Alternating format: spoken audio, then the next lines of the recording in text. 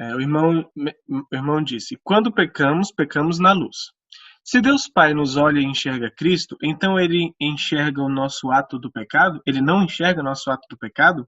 Se enxerga, teríamos, por meio da palavra, como entender qual seria a reação de Deus no momento em que nos enxerga pecando? Bom, Deus nunca fica contente de ver um filho seu pecando, né? É a mesma pergunta eu falar assim, qual pai aqui que gosta de ver o filho fazendo coisa errada? Nenhum. Não tem pai que goste de ver o filho fazendo coisa errada. A não ser alguns malucos hoje em dia, né? Mas mesmo assim, não é, Deus não é assim. Acontece que existe alguma coisa que Deus não pode ver?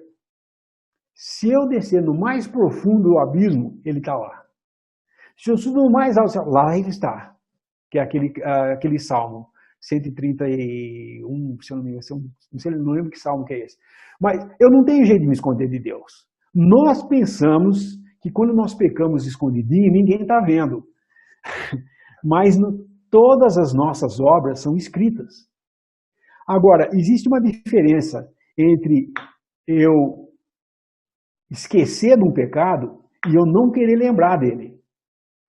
Cristo não se lembra dos nossos pecados. Não é que ele esqueceu dos nossos pecados. Porque o ato de esquecer o nosso pecado seria passar por cima dele e não dar importância para ele. Deus não faz isso. Sabe por que ele não faz isso? Porque esses pecados já foram pagos na cruz. Ele já fez o juízo cair sobre o seu filho por causa desse pecado. Desse pecadinho que você está fazendo hoje, dos que você pode vir a fazer amanhã. Porém, o que você perde com isso? Ao pecar, a vida, a salvação? De jeito nenhum. Mas você perde a comunhão com Deus.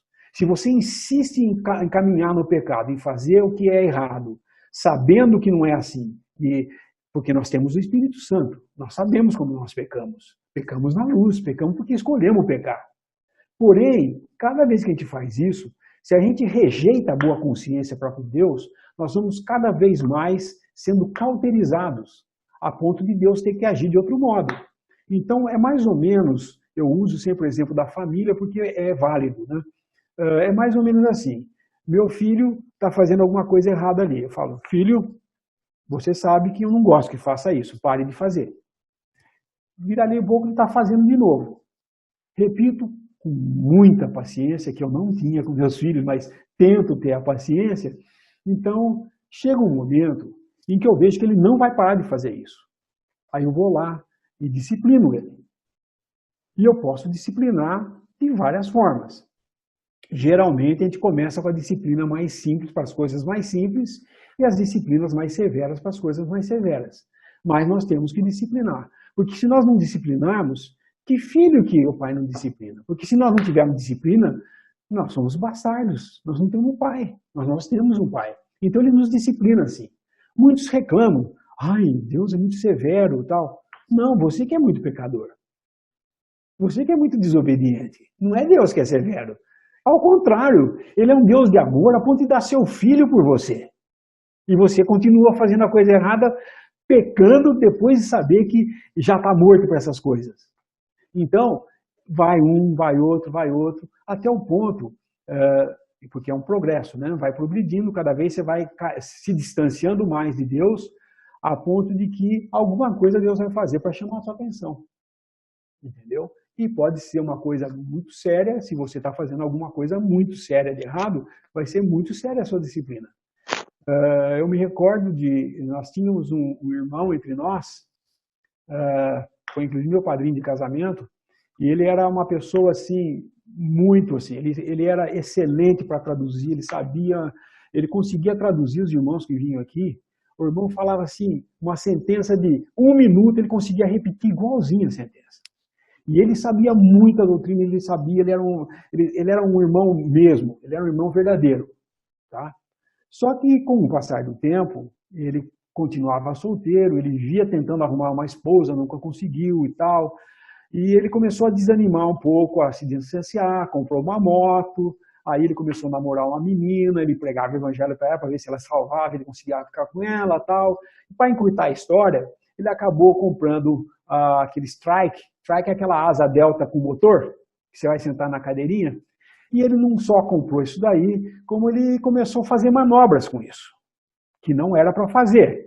Ele fazia looping, stall, dava queda livre, subia. Ele falava, não, mas é resistente, funciona tal. Já tinha até comprado um paraquedas, porque todo mundo está falando, para com isso, rapaz, você vai acabar se ferrando, você vai acabar morrendo. Não, eu sei, mas eu estou tomando cuidado, mas o negócio é resistente e tal, mas comprou um paraquedas e tal. Teve uma reunião numa quarta-feira aqui, meu sogro estava aqui, e ele falou a respeito disso.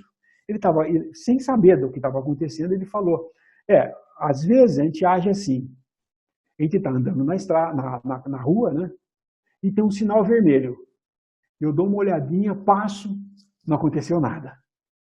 Aí fala, próxima vez eu vou assim, dou uma olhadinha de novo, passo, não aconteceu nada. Então não está acontecendo nada. Aí começo a passar, até o momento que acontece alguma coisa. Vem um caminhão e leva tudo. De que adiantou todas as vezes que você cruzou e nada aconteceu, se na última aconteceu pior? E falou isso na reunião. Isso foi numa quarta-feira. No final de semana nós fomos viajar, era em 1994, naquele dia, no sábado, estava tendo o jogo Brasil e Holanda, lembro até hoje isso. Estava lá na casa do Batista, ele morava em outra cidade, bem longe daqui, Avaré, e tocou o telefone, eu fui atender, era um irmão falando, olha, o nosso irmão teve um acidente e morreu. E daquele dia em diante eu entendi o que é o pecado para a morte. Ele tinha sido avisado por anos seguidos, cuidado com isso, para de ir atrás dessas coisas, larga dessas coisas, tal, e ele continuava fazendo. Ele falava, vou parar, e continuava testando até onde dava. Quantos faróis vermelhos eu posso cruzar? Só que o último ele não cruzou. Aconteceu. Então, às vezes nós pensamos, peraí, Deus vai fazer isso? Vai me matar? Sim, porque se você está sendo um mau testemunho na terra, a ponto de que ele fala uma vez, fala duas vezes, fala três vezes e você continua a mesma coisa, ele vai falar, é melhor vir aqui para o céu para ficar comigo do que lá na terra dando mau testemunho. Se você é um verdadeiro filho de Deus. Então, eu acho que nós devemos prestar muita atenção no Deus que nós temos. É um Deus de amor, que não se ira de imediato. Eu falhei muito com meus filhos. Virava e mexia, eu pegava o chinelo e dava chinelada e batia. Hoje acho que eu ia para a cadeia se eu fosse criar meus filhos hoje. De tanto que eu batia neles. Me arrependo de ter, às vezes, ficar irritado com eles, de brigar e gritar e tal, mal. Porém, depois de um tempo, um dia desses aí, eu abri no WhatsApp, no Facebook e eu vi uma postagem de um filho meu. E ele estava em inglês, mas eu traduzi no português. Ele falou assim, quando eu era criança, apanhei muito de meus pais. E com isso, criei um trauma de infância chamado respeito aos outros. Eu falei, será que eu bati muito? Será que valeu? Então, às vezes a gente pensa que está excedendo, mas não é necessário, às vezes é necessário. E, lógico, eu erro, nossos pais erram em disciplinar, às vezes, o filho, às vezes você excede, mas Deus não erra, Ele disciplina na medida certa. E nós nunca vamos dizer que Deus foi exagerado em disciplinar uma pessoa a esse ponto. Ele pode fazer sim, porque só Ele sabe o que está no nosso coração. E nós só vemos o superficial. Também dou exemplo dos meus filhos. Meus filhos falam hoje para mim, pai, você não sabia o que nós fazíamos. Se o senhor ficava bravo de subir no telhado, a gente fazia coisa muito pior do que isso. E aí eles começam a contar o que eles faziam, né? Muito do que eles contam, eu sabia que eles faziam, mas é aquele negócio que você faz como um pai, fica alongando. Vamos esperar um pouco mais, ver se eles crescem, saem dessa fase. Mas Deus é perfeito. Deus não é imperfeito. Deus não é o homem para que erre. Deus é perfeito. E certamente nós vamos um dia olhar para trás e falar, eu tenho um trauma aqui nos céus. Eu estou aqui porque ele me disciplinou. Entendeu?